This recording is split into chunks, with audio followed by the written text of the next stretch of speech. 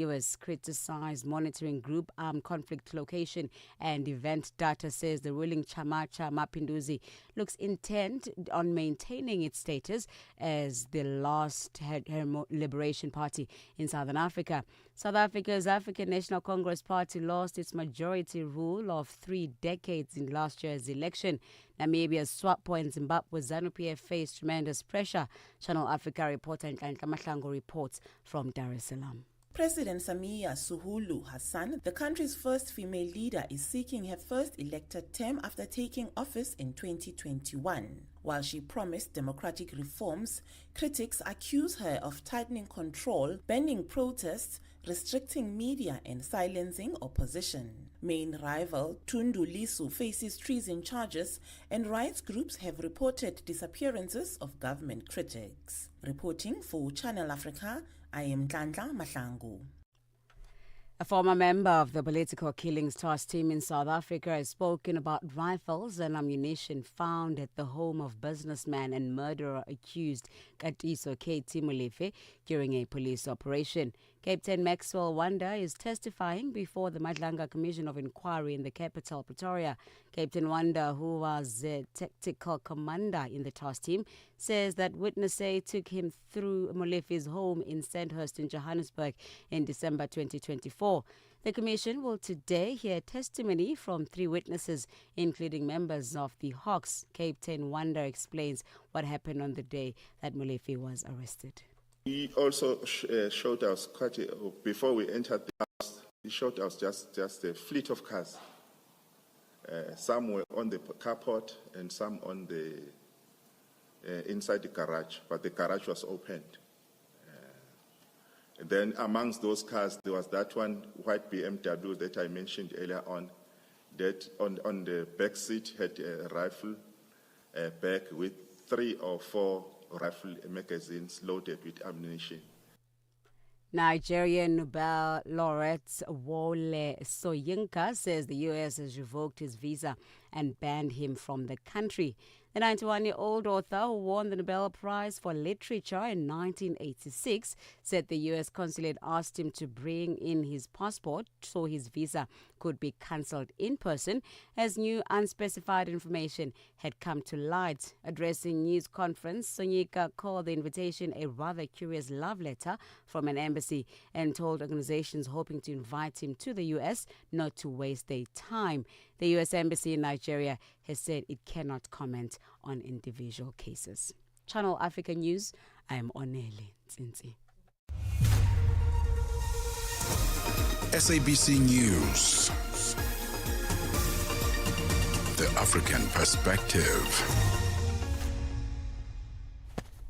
And coming up in your sports news this hour, South Africa are batting first against England in the first semi-final of the Women's ODI Cricket World Cup, while CAF as well as the host nation Morocco confirmed the venues for the upcoming Intercontinental World Cup qualifiers that are set for next month. Details coming up at the bottom of the hour. Your window to the continent and beyond. Africa Update. Only on Channel Africa. Channel Africa. The African Perspective. It is 12:06 Central African Time and we're coming to you live from Johannesburg in South Africa. Thank you to Onele Nzinzi with our news update and Msibudi Makura with our sports headlines. We're coming to you live from Johannesburg in South Africa on DSTV's audio bouquet channel 802, OpenView channel 628 and on www.channelafrica.co.za as well as on the SABC Plus app available on the Apple and Google Play stores. Join us in conversation on our social media platforms. That's on X, Instagram, and subscribe on YouTube at Channel Africa 1. On Facebook at Channel Africa, you can also send us your comments and voice notes to +2763 at 406-9126 hashtag Africa Updates and let us know which country you're in. And if you have any stories that you'd like us to highlight or to focus on, send us an email. It is newsroom@channelafrica.co.za or give us a call on +2711 714 4459. Africa Update with Lulu Kabu, 12 to 1 p.m. Central African Time. On hashtag Africa Update asks, Tanzanians going to the polls despite opposition parties being barred from contesting. Now, our question to you today is, what message do you have for the people of Tanzania? Share your thoughts and your views on all our social media platforms. That's on X, Instagram, at Channel Africa 1, on Facebook at Channel Africa. You can also send us your comments and voice notes to +2763 at 406 9126 hashtag Africa Update Us. Get Channel Africa on DSTV Audio Bouquet. Channel 802. A lot is unfolding with regards to the elections in Tanzania. We do have a team on the ground, and at some point we're hoping to speak to them today to just find out exactly how the elections are going and what people on the ground are saying. And as you heard on hashtag Africa Update Ask, we'd like you to send your views and what you believe the message for the Tanzanian people. Now, earlier today, there were few voters at polling stations in Tanzania's biggest city, Dar es Salaam, as the main challengers to President Samia Suluhu Hassan were either jailed or barred from running. Now, the government and police made repeated calls that protests would not be tolerated and stationed tanks around the commercial capital to prevent any unrest. Our correspondent in Nairobi, Daniel Ominde, takes a closer look at why this vote matters beyond Tanzania. As much as Tanzania's election is happening across the border, millions of Kenyans are actively following the vote and weighing in both online and offline. Today, both the Standard and the Daily Nation, the leading papers in the country, led with a story. The Standard headlined Samia versus Suluhu, suggesting President Samia Hassan faces little competition, while the Daily Nation declared Samia eyes history as Tanzania votes, highlighting her bid to become the country's first elected female president. About 37 million Tanzanians are voting in a race widely expected to hand Samia victory. Questions linger over fairness, transparency, and integrity of the process. I spoke to political strategist Brian Odhiambo and Cesar Place director Nerima Wako on why this election matters so much to Kenyans. What makes it interesting to me is that, one, there is a shift in terms of how the current regime is handling the whole election question. Tanzania has been one of the calmest political democracies in East Africa, but now it has come out to be quite authoritarian, and that is quite concerning because Tanzanian police have never been known, in any case, for any high-handedness. And in this election, things are being handled differently. I take the curiosity very, very positively. The fact that we currently have East African passports, and even in government functions or official meetings, we will sing both the Kenya national anthem and the East African anthem. So this is something that we have been educated, especially people who deal with young people, that the East African community is one. So I believe we are living in a moment where Kenyan citizens are now concerned about the freedoms of their neighbors because we are one. And so what happens in Tanzania is what happens in Kenya. So we do know that we've witnessed the leaderships learning from each other. And now they're concerned about their democratic processes and how vocal young people in Tanzania can be. Because then how genuine are we about the East African community if you ask Kenyans to be silent and to keep off? Thank you. And looking at the events around these particular elections, we have two presidential candidates. That is the main opposition party, Chadema, their presidential candidate, Tundu Lissu, and also SCT was Alendo's presidential candidate, Luhaga Mpina, barred from participating in this particular election. Many observers see this election as a test of democratic resilience in the region. From your perspective, what do you think this means for the health of democracy in East Africa? Democracy is not just about having elections every 4 and 5 years. It's about them being fair, transparent, and credible. So what we're witnessing is people are having elections just to do the process, but they're not fair. they are not transparent, and they are not credible. So we can't call it a democracy when the people on the ballot who should be able to reach the ballot because they meet the criteria are not on the ballot. It's already a sham election. It's not fair, it's not credible, it's not transparent.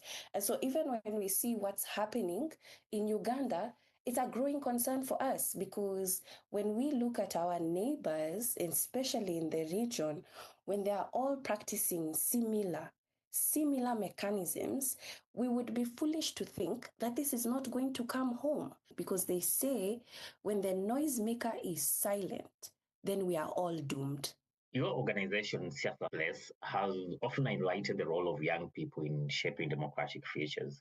What lessons do you think Kenyan youth and even the civil society in general can draw from how Tanzanian citizens are responding to their current political restrictions and electoral environment?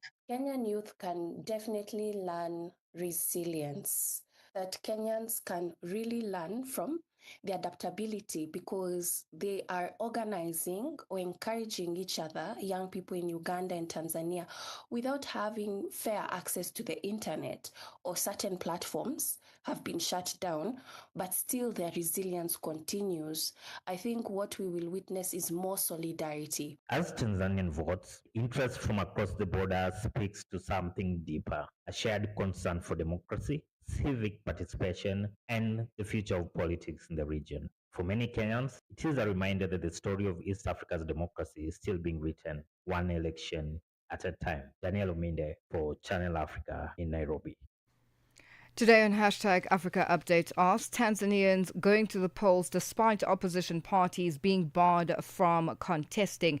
Now, our question to you today is, what message do you have for the people of Tanzania? Share your thoughts and your views on all our social media platforms. That's on X, Instagram at Channel Africa 1, on Facebook at Channel Africa. You can send us your comments and voice notes to +2763 as 406 9126. Hashtag Africa Update asks.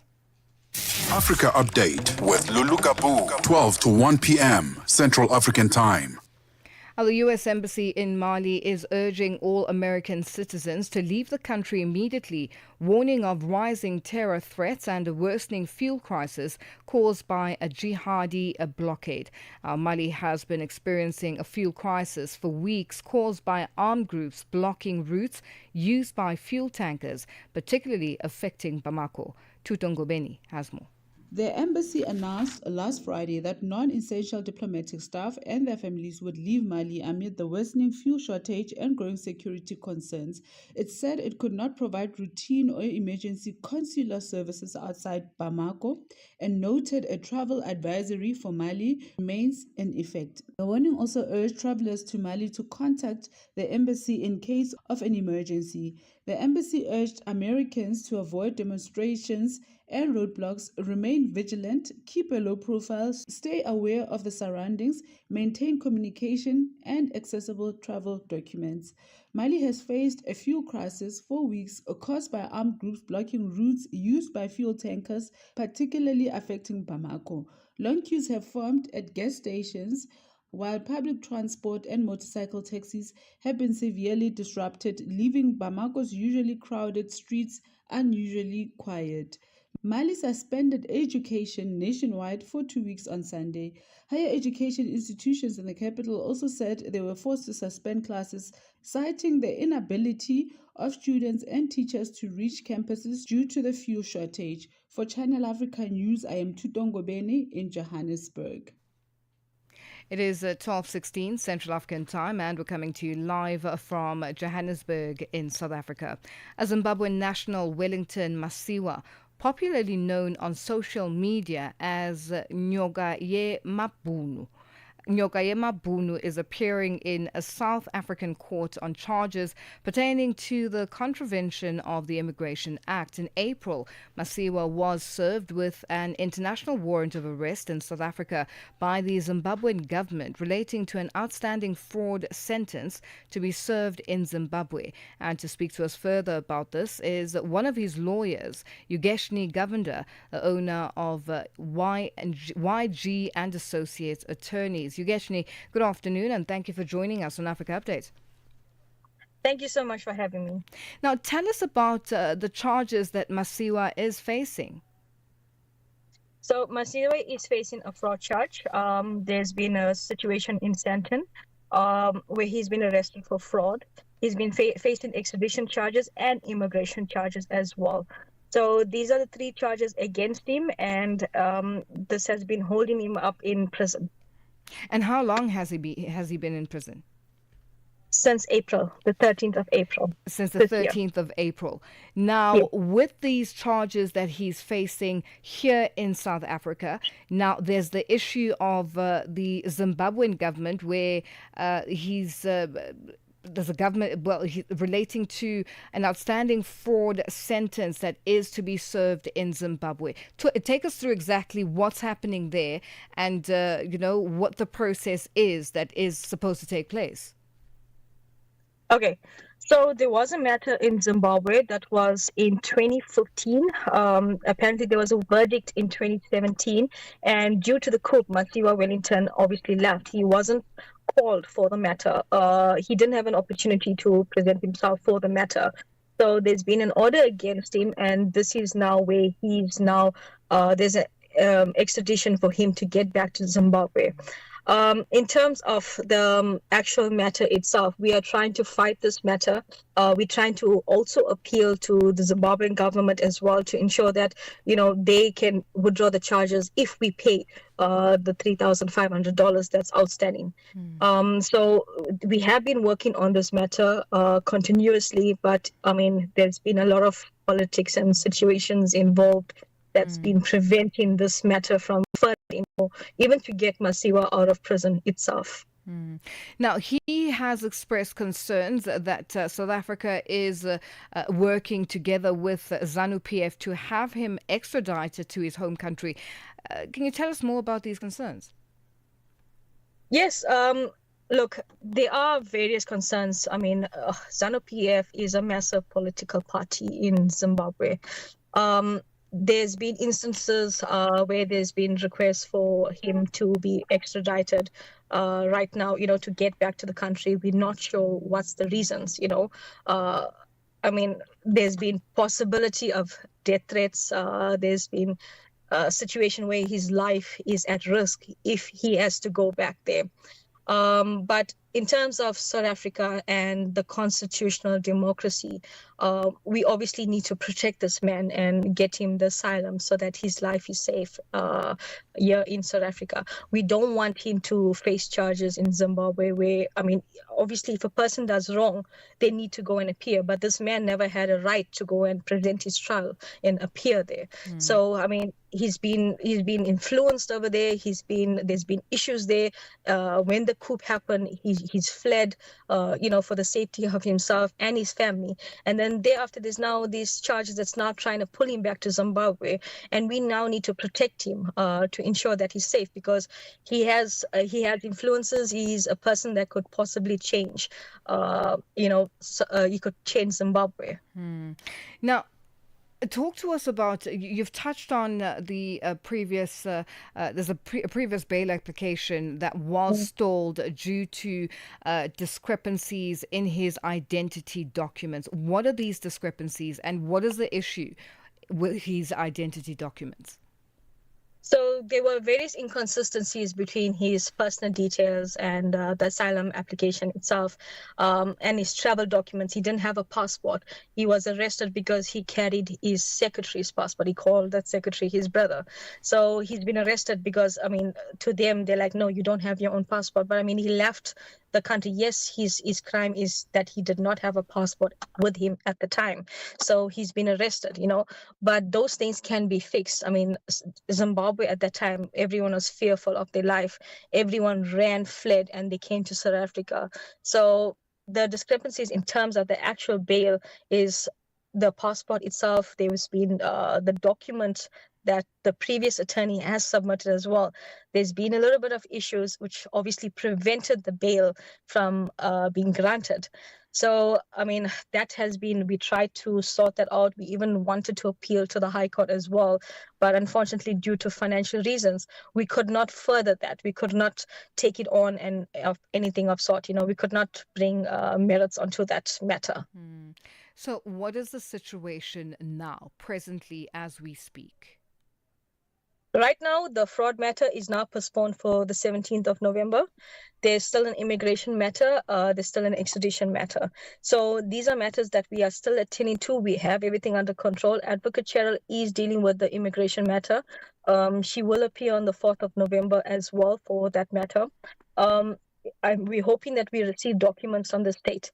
In terms of my matter, the fraud matter, I've asked them. I mean, they claim that Masiwa Wellington has been receiving funds into his bank account. So I asked the court, where's the bank statements? And I'm still waiting for the bank statements because if this man has been collecting money, if he has been receiving funds, so where is, those things?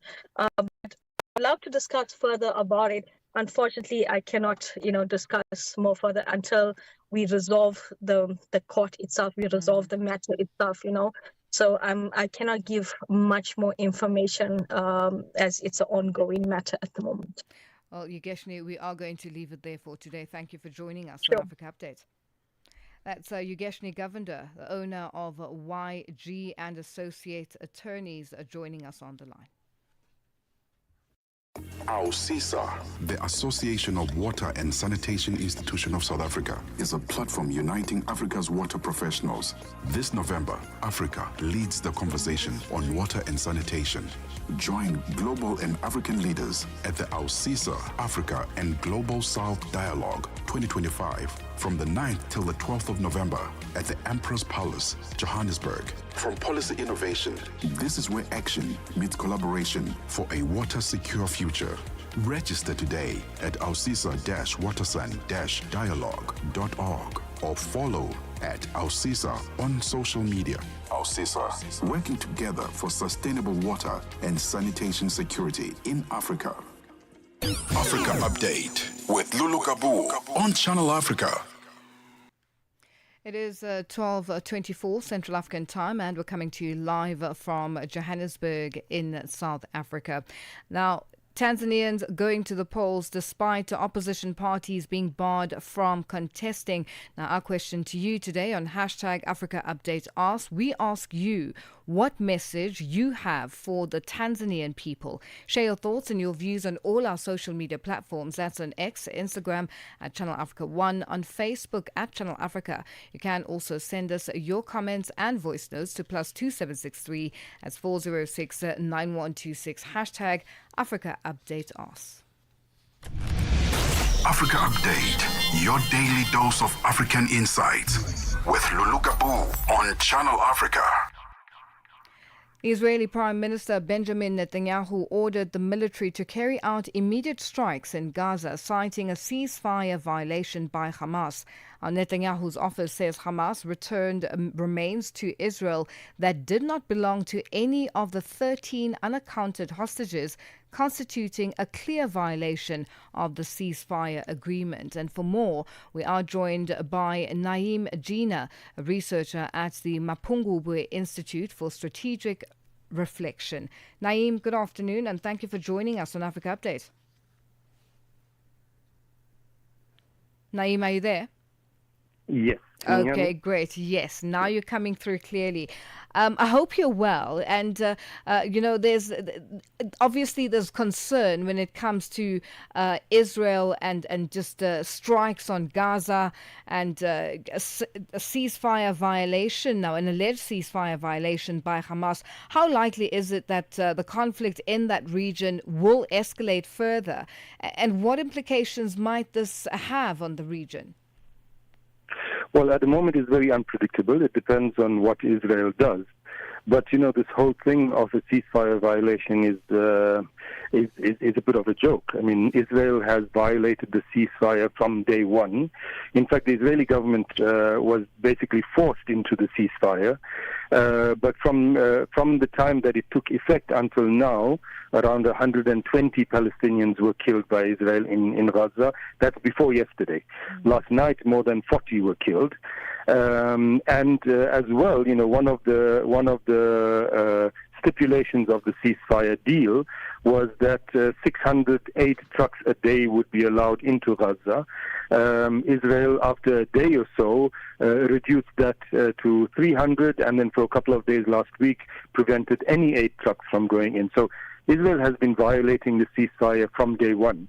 The issue of the bodies of captives, which Israel is pointing to as a violation, I mean, Hamas said from the very beginning, even before the deal was agreed, that retrieving the bodies of these captives is going to be increasingly difficult.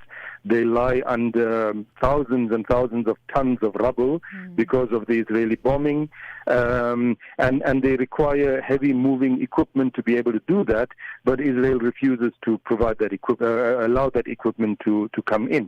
Basically, the Israeli government is trying to find any reason for them to be able to blame the Palestinians for violating the ceasefire and then continuing with the genocide.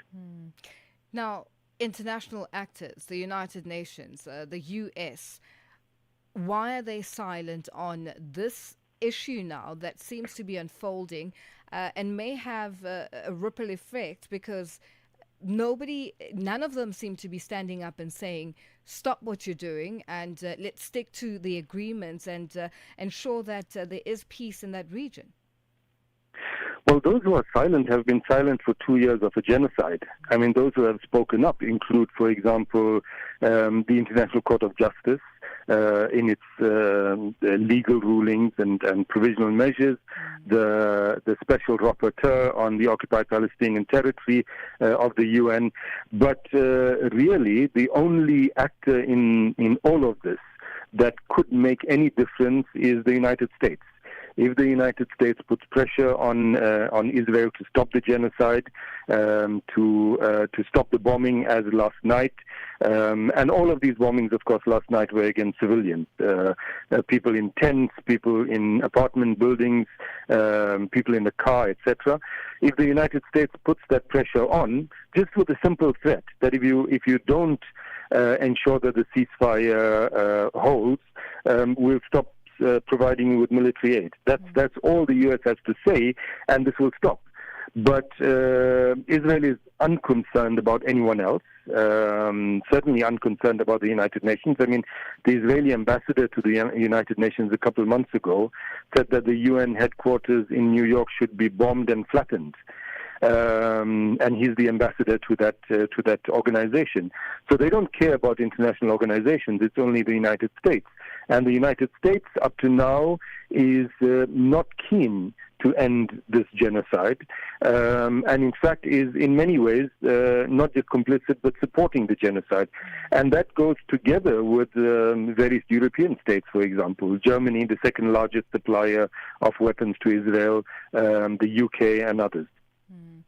Well, Naeem, I wish we had more time, and unfortunately we are going to have to leave it here for today. But very quickly, this complex historical and cultural context of the Israeli-Palestinian conflict, what needs to happen?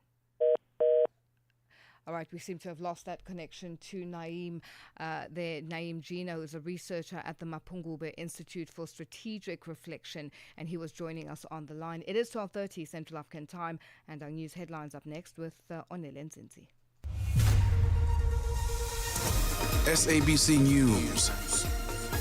Headlines. The African Perspective. Thank you, Lulu. Scattered protests have broken out in parts of Tanzania today as the country holds a general election marked by the absence of major opposition candidates. Cameroon's opposition leader Issa Chiroma Bakary will face legal action over allegations that he incited violent post-election demonstrations.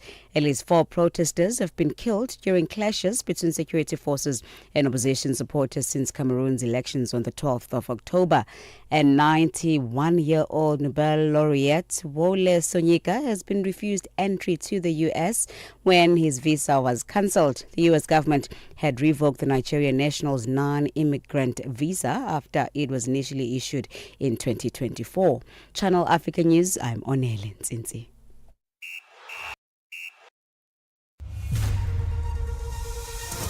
SABC News. Headlines. The African Perspective. Sports on Channel Africa. The African Perspective. All right, so a very good afternoon from the Sports Desk. I am Musibu Dimakura with the latest sports news at the SAWA. The Confederation of African Football, as well as the host Morocco, have confirmed the match venues for the African qualifiers of the FIFA World Cup 2026 Intercontinental Playoff Tournament. Now, the mini-tournament to be staged between the 13th and the 16th of November in Rabat, Morocco, will feature Cameroon, the Democratic Republic of Congo, Gabon, as well as Nigeria. The semi-finals will be played on Thursday, the 13th of November at the Al Barad Stadium, as well as the Prince Mullah Al Hassan Sports Complex. A draw will be held on Thursday, that's tomorrow, to determine the venue of the match, of each of the 2 matches. Now, the opening match will feature Nigeria up against Gabon, while the second semi-final will see Cameroon up against the Democratic Republic of Congo. The final will then be played on Sunday, the 16th of November, at the Prince Mullah Al Hassan Stadium.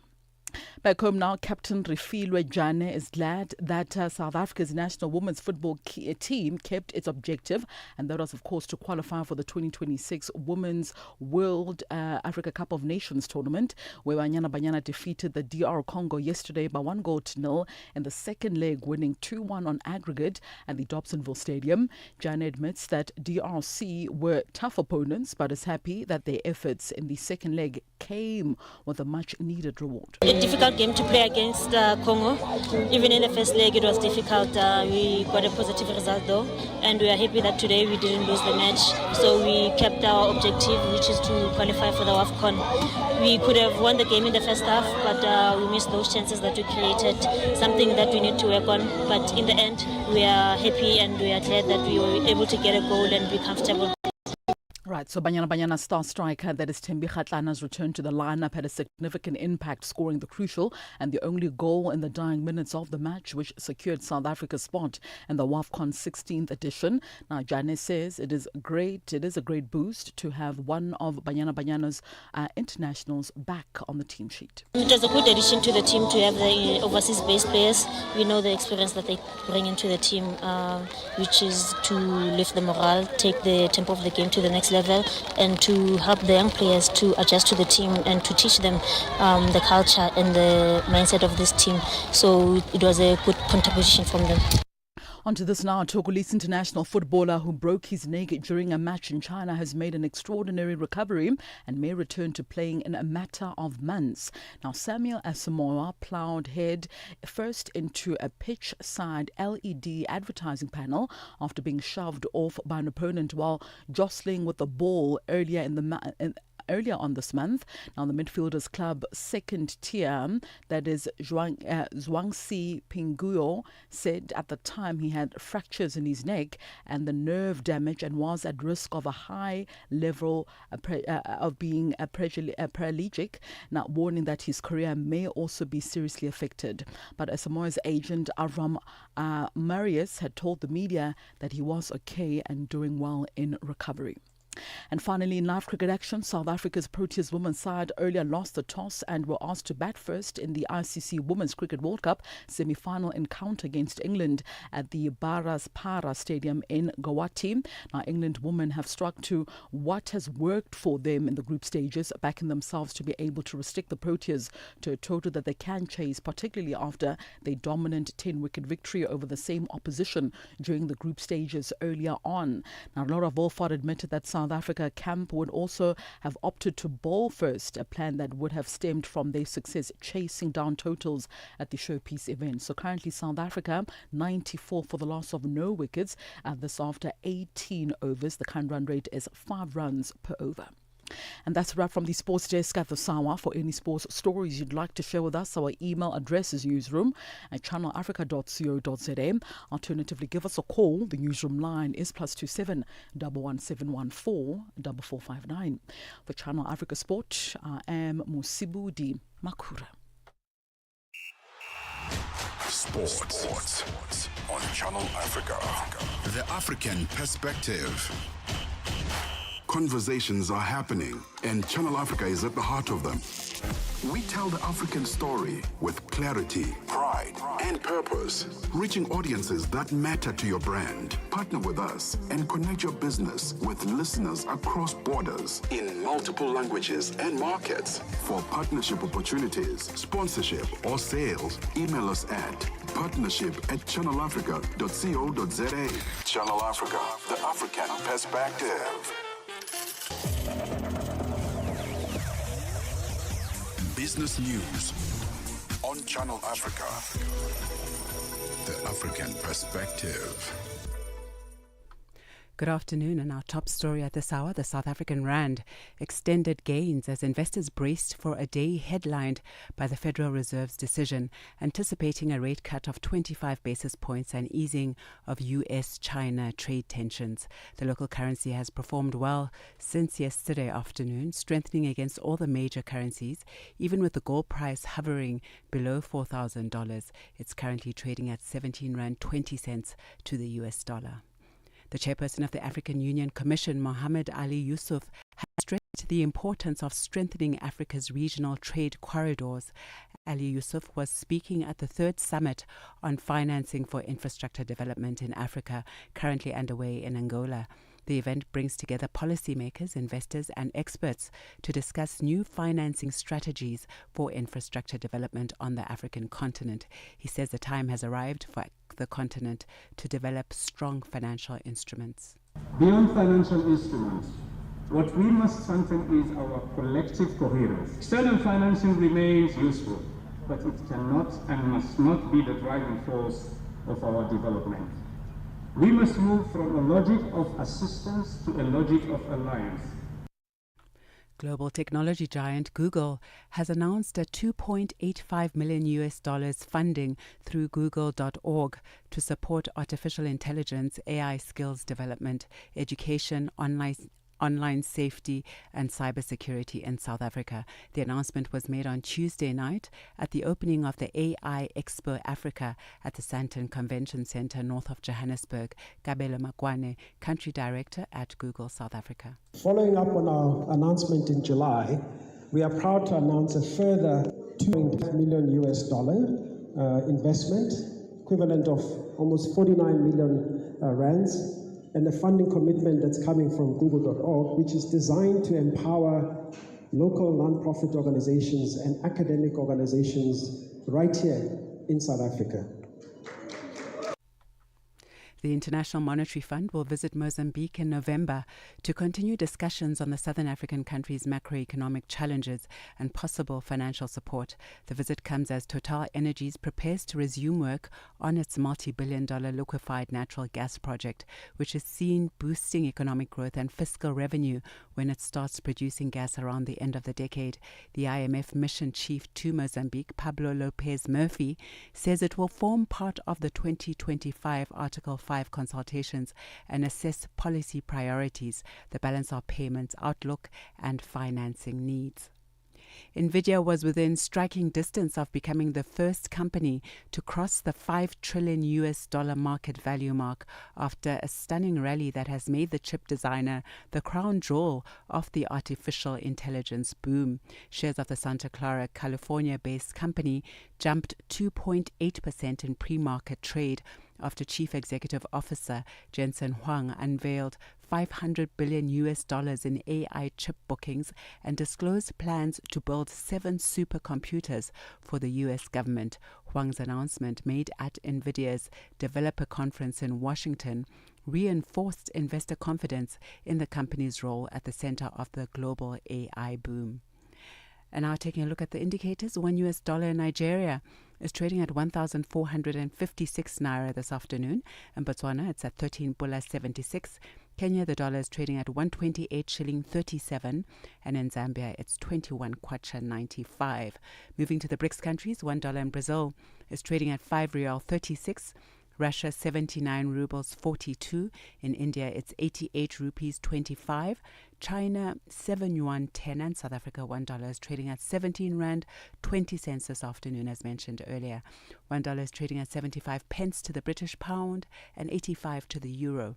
Looking at commodities, gold is trading at $4,022 per ounce, platinum at $1,595 per ounce, while Brent crude oil is at $64.41 a barrel. And those are your business news. For any business stories you'd like to share with us, please send an email to newsroom@channelafrica.co.za or give us a call on +27 11 714 4459. For Channel Africa Business, I am Bontle Hetbush.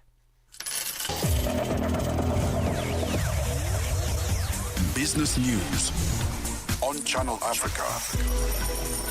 The African Perspective. Conversations are happening, and Channel Africa is at the heart of them.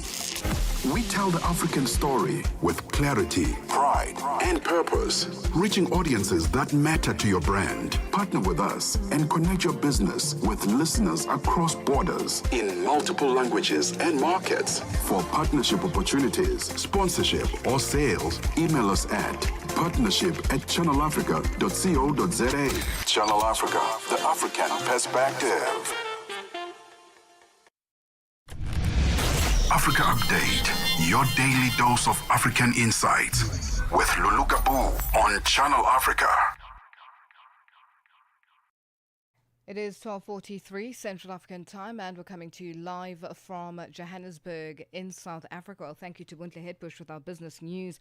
Madagascar has put a new government in place after a military takeover, with 3 prominent opponents of former President Andry Rajoelina's regime appointed to key ministerial posts. Now, the official presentation ceremony, postponed twice, introduced a 29-member cabinet, including 10 women, 1 Minister of State and 1 Deputy Minister, at the Lavoloha State Palace in the capital, Antananarivo. Now, the new government's priorities include fighting impunity, enforcing budgetary austerity, and creating a stable business climate. Interim President Michael Randrianirina said at the ceremony. For more on this, political analyst in Madagascar, Advocate Toki Tomlinson, now joins us on the line. Toki, good afternoon, and thank you for joining us on Africa Update. Good afternoon. It's Rami Lisson. Yes, Rami Lisson, Toki Rami Lisson. Thank you for that. Now, Toki, what is known about the interim president, Michael Randrianirina, and has calm been restored in Madagascar?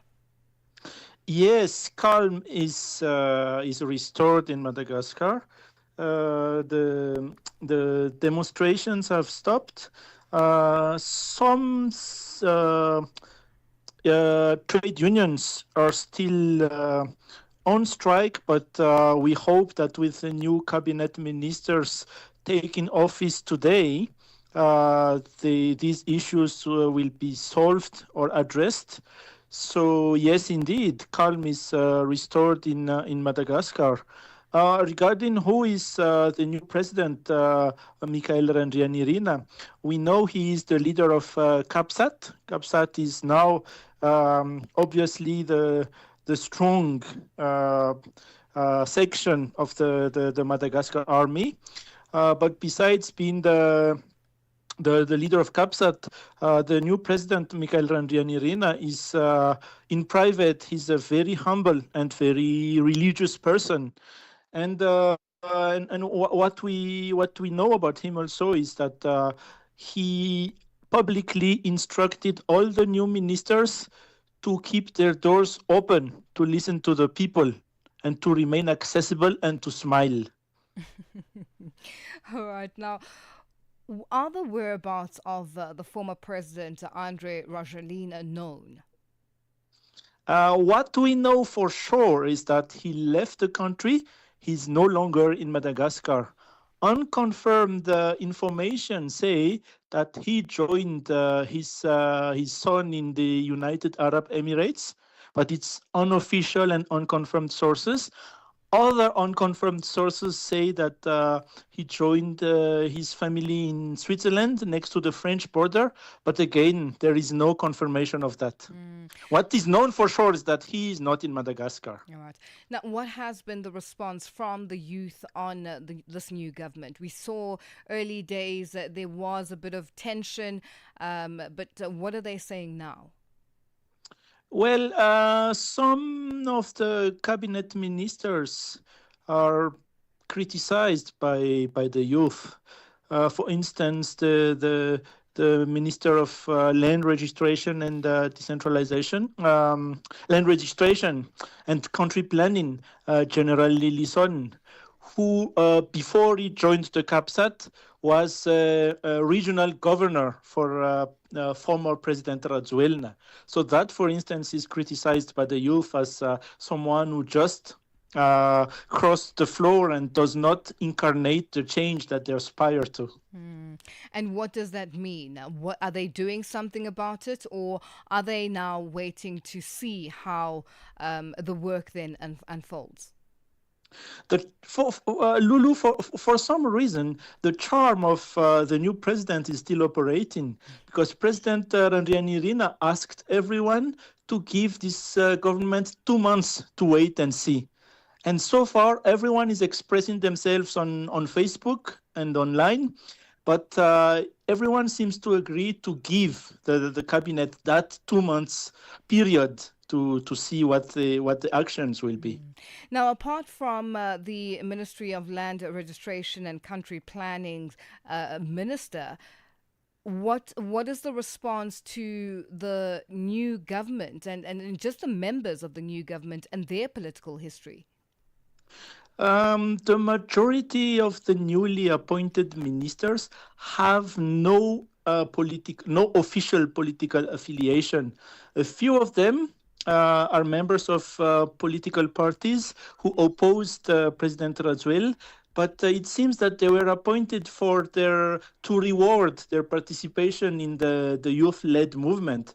But the majority of the ministers are either from the private sector, university lecturers, no membership of political parties, or just from civil society.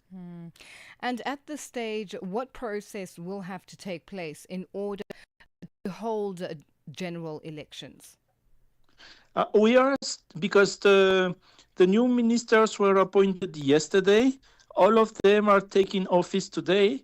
I think the new government will still have to come up with a clear roadmap or a plan with dates and objectives. So we are still waiting for that plan to be written on paper and published. Proposals for timetables, charters, roadmaps were sent to the president's office, but the government is still, I believe, busy drafting the official one. I guess the 2 months that has been, requested by the president to just give them 2 months to get everything in order. I guess this is where it comes into play. Yes, because the president says if some of them are unsatisfactory after 2 months, they will be replaced. Seemingly a lot is changing in Madagascar. And, Toki, with regards to what the people on the ground are hoping for, what are the key main issues that need to be focused on immediately? Well, in Madagascar, so many things are considered priority. But if we go back to the roots of the youth-led movement, that led to the resignation or the departure of former President Rajoelina. The basic issue remains water, electricity, corruption. So we will see what the Justice Minister does about that. We will see what the Energy Minister does about that. And we will see what the Water and Sanitation Minister does about that. Well, Toki, it is a developing story, and we're watching very closely. Thank you for always being available to chat to us, and we'll leave it there for today. That's Advocate Toki Ramalison, a political analyst in Madagascar, joining us on the line. It is 12:51 Central African time, and we're coming to you live from Johannesburg in South Africa on DSTV's audio bouquet channel 802, OpenView channel 628, and on www.channelafrica.co.za, as well as on the SABC Plus app, available on the Apple and Google Play stores. Your window to the continent and beyond. Africa Update. Only on Channel Africa. Channel Africa. The African Perspective. Malawi's Department of National Parks and Wildlife, in partnership with African Parks, has introduced contraceptives to control the growing lion population in two of the country's major wildlife reserves. The measure is aimed at preventing overpopulation, protecting biodiversity, and reducing human-wildlife conflicts. Channel Africa's Lebogang Mabange has more. The Department of National Parks and Wildlife says the contraceptive program currently being implemented at Majete and Liwonde wildlife reserves comes as a response to the increasing number of lions in the two parks. Director of the department, Brighton Kumchedwa, explains how the situation came about. First of all, what you need to know is that lions are first breeders, and the Malawi government, in partnership with African Parks, embarked on restocking depleted areas. Therefore, lions were reintroduced in these two parks, but within short time, they have grown to the extent, the population has grown to the extent that it was posing some challenges. For example, depletion of the prey species. Kumchedwa says the increasing number of lions has resulted in some animals moving out of the reserves in search of food, putting nearby communities at risk. When there's not enough prey species, you get these lions getting out into communities, injuring or killing people as well as livestock. So, consideration of making sure that there is no biological imbalance, but also taking the decision was to integrate communities for their survival. He says the contraceptive method being used is humane and poses no harm to the animals. This method is very safe because one is non-lethal, so it was considered to be humane to the animals.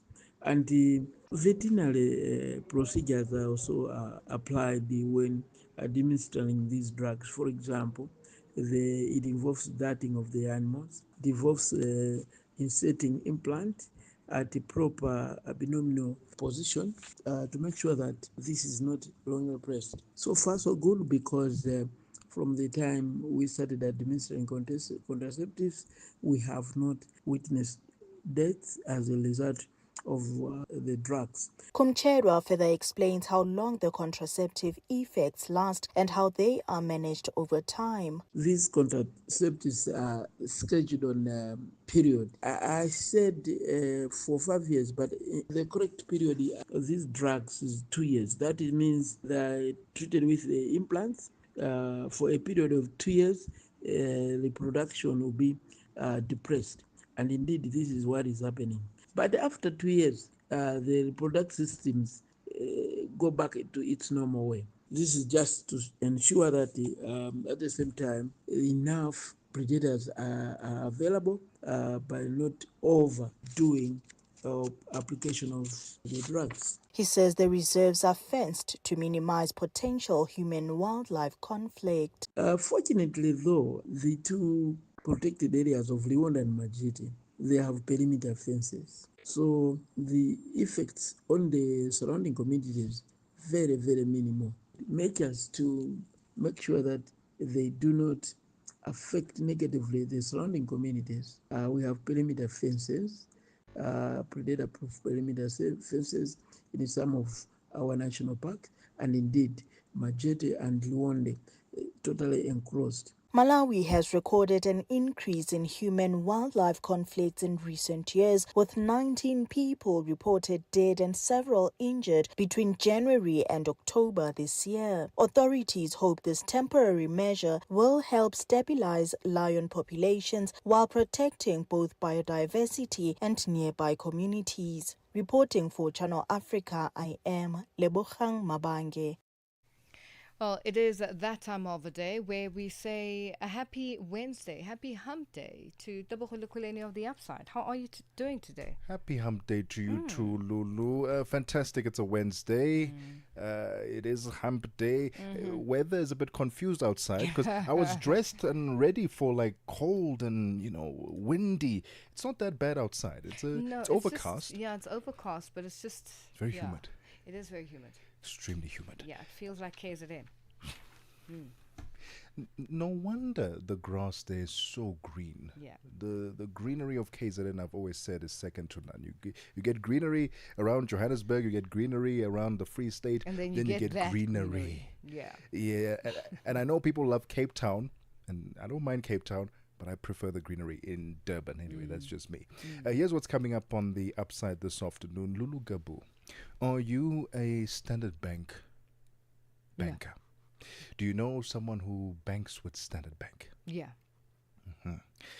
Well, they need to listen in on this conversation that's coming up later today, because Standard Bank now have their own app, and they're calling it the Standard Bank Travel app, where you can directly book flights on that app and get up to, get this, 40% discount on your flights. What? I know. Oh, wow. Okay, we need a Standard Bank account. No, you see, now even me, I need to get a Standard Bank account. So we'll be talking about that and finding out more about who qualifies, how does it all work, and so on and so forth. And then later on, we get into conversation with Hype Prop.